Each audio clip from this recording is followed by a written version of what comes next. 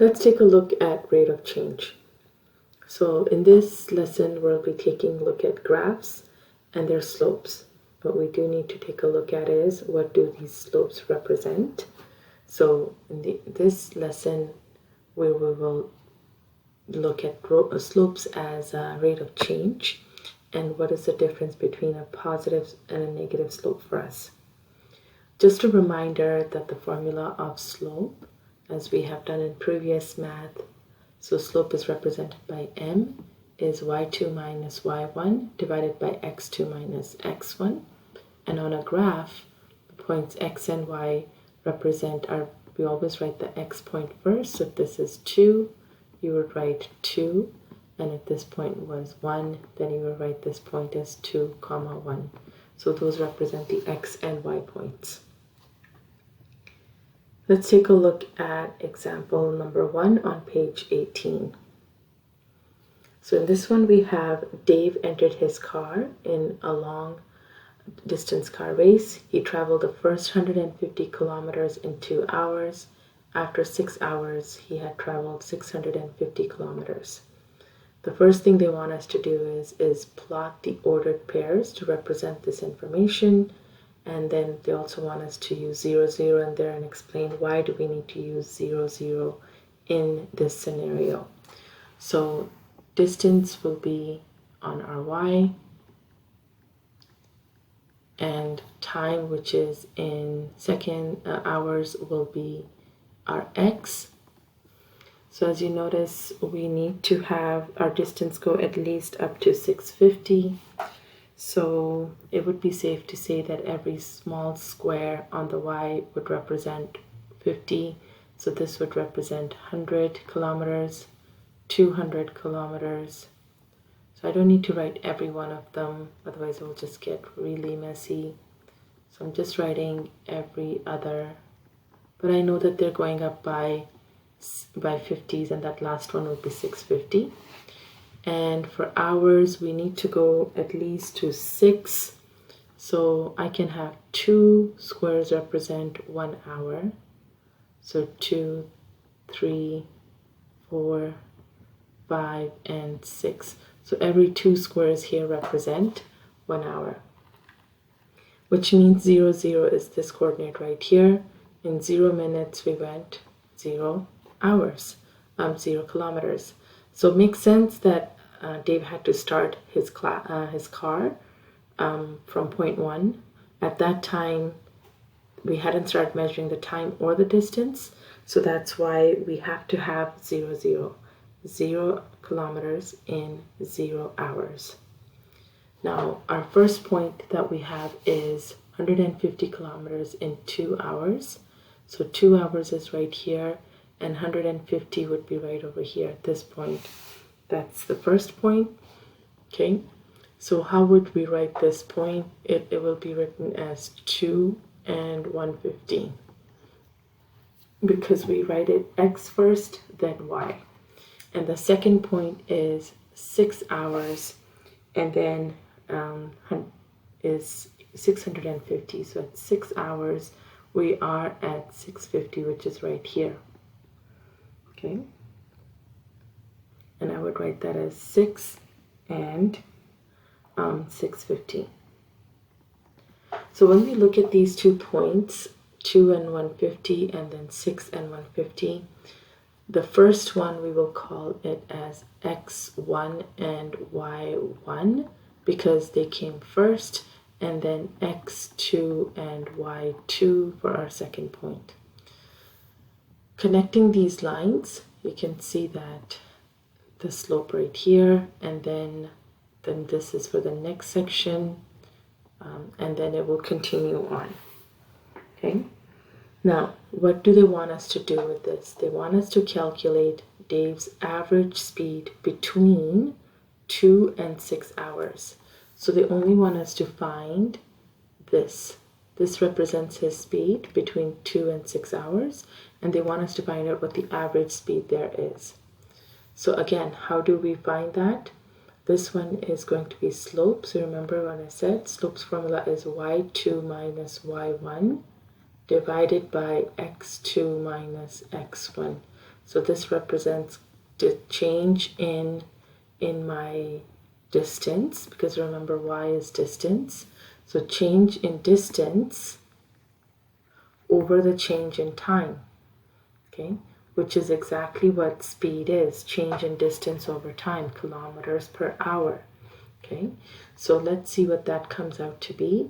Y2, the second point, is 650 minus y1, that's from this one, is 150. So we're looking at the change in distance between these 2 points. So from 150 all the way to 650. So 650 minus 150. And what was the change in time? X2, which is this one right here, which is 6, minus x1, that's 2.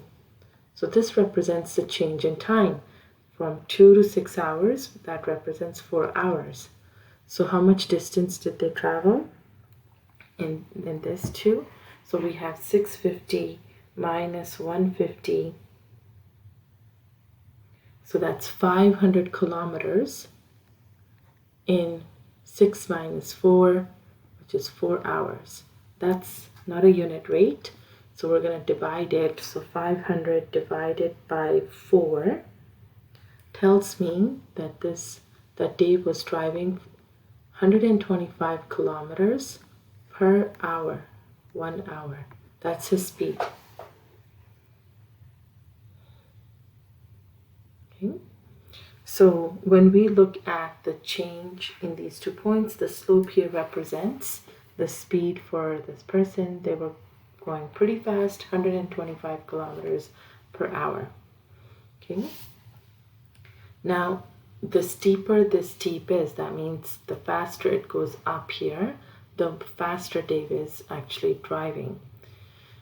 By looking at the grid here, we can tell that this, if we do it a little bit better also, that the speed in that first 2 hours was probably not as much as the speed in the next 4 hours. So in this one, the first 2 hours, the gradient, the steepness, if it's less, that means it was going slower. And then if the steepness is really up, so it's inclining up fast, that means it was faster. So just to kind of, if you see the comparison between this versus this, this is section over here. The slope is not that fast. It's a slow slope, a low slope, which means this would indicate slower speed. This has a very fast rise, so this would indicate a very fast speed.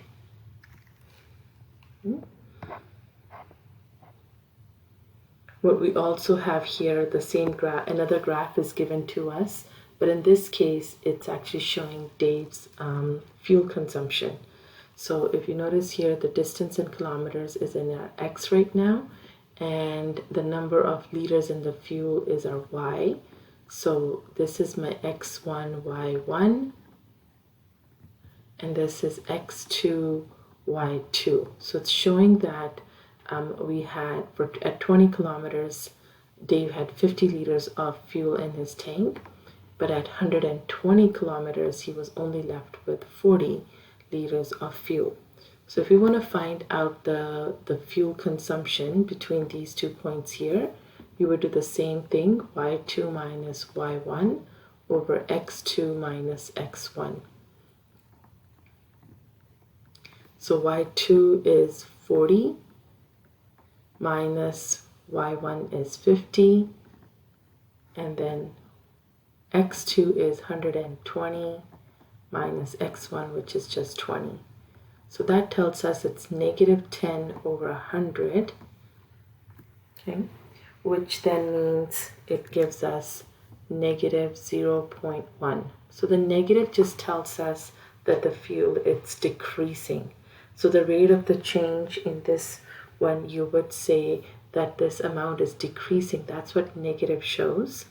So it is negative 0.1 liters per kilometers. That's the rate of change. But if you use the word decreasing, then you don't need to put negative. Then you can just say 0.1 liters per kilometer is how much the consumption is. So negative slope does not necessarily mean something's going slower. It's just showing the direction. Okay, so things, if something is going positive versus negative, they can have the same slope, but doesn't mean one is slower than the other. This just means it's going this direction. This means it's going backwards in terms of it, it's decreasing. So slope being positive or negative just tells us the direction that it's going, not indicative of how fast something is going. So in comparison, if I had said negative 0.1 liters per kilometer versus negative 1.5 liters per kilometer. So even though this is a bigger negative number, this is higher value. That means they're using more fuel per kilometer. So this is actually a much steeper slope than you would have in this one. So again, negative is just telling us it's using that much fuel. It's decreasing. Okay, so that we would pay attention to the number value, and the higher that is, the higher the rate of change. The negative or positive is just indicative of the direction.